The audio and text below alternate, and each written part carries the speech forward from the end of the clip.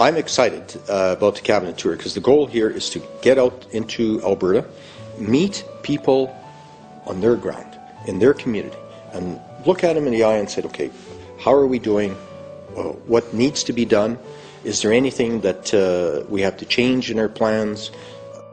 On Monday, May 31st, Sherwood Park and Strathcona County MLAs Iris Evans and Dave Quest hosted several cabinet ministers for the Strathcona leg of the much-heralded cabinet tour. Let's have a look at how they did. Well, Dave spent as much time as possible shaking hands and avoiding questions. When cornered and asked why he wasn't championing putting the Heartland transmission line underground, here's what he said. Well, that isn't a good start.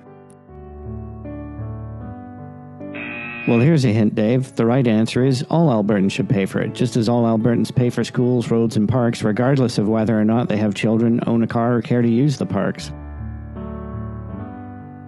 Oh, and Dave, you better figure out you need to start being vocal about this if you ever hope to be re-elected. So how did Iris do? Well, it seems as if Iris is content to fiddle while Rome burns. Yes, that's Iris Evans happily singing and playing the piano instead of dealing with the issues that concern her constituents.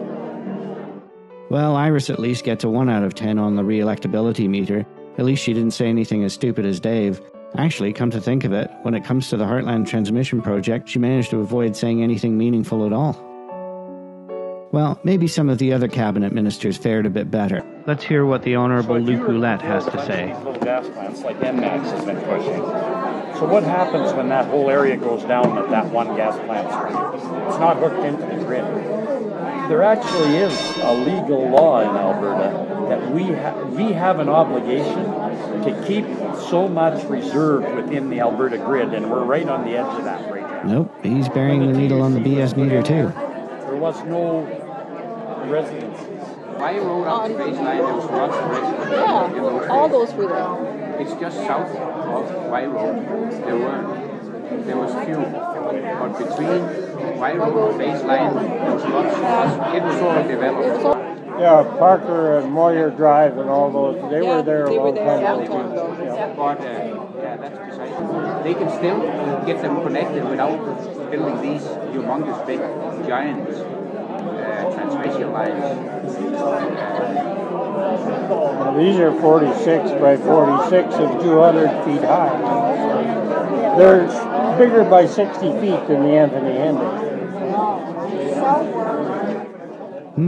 He appears to be learning something now. All the way down Alberta. Are we going to like that? There's 8,200 kilometers going in across the face of Alberta.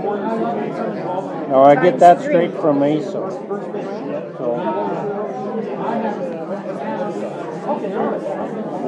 Well, there's two lines to come from north to south, right? One on the west side, one on the south side. Yeah.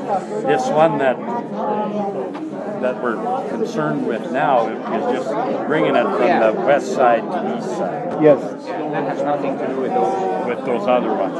And those other ones, and I'm listening to all kinds of people there. Those are going to be DC lines. DC lines. Yes. I don't know if that's needed either, but... Wow, what was that? We don't need these power lines after all. Let's check the BS meter. I don't know if that's needed either, but... Wow, he's actually telling the truth. Bet his colleagues are going to love that. So Dave digs an even deeper hole, Iris fiddles as Rome burns, and Luke accidentally tells the truth. Quite a day for the cabinet tour, wouldn't you say?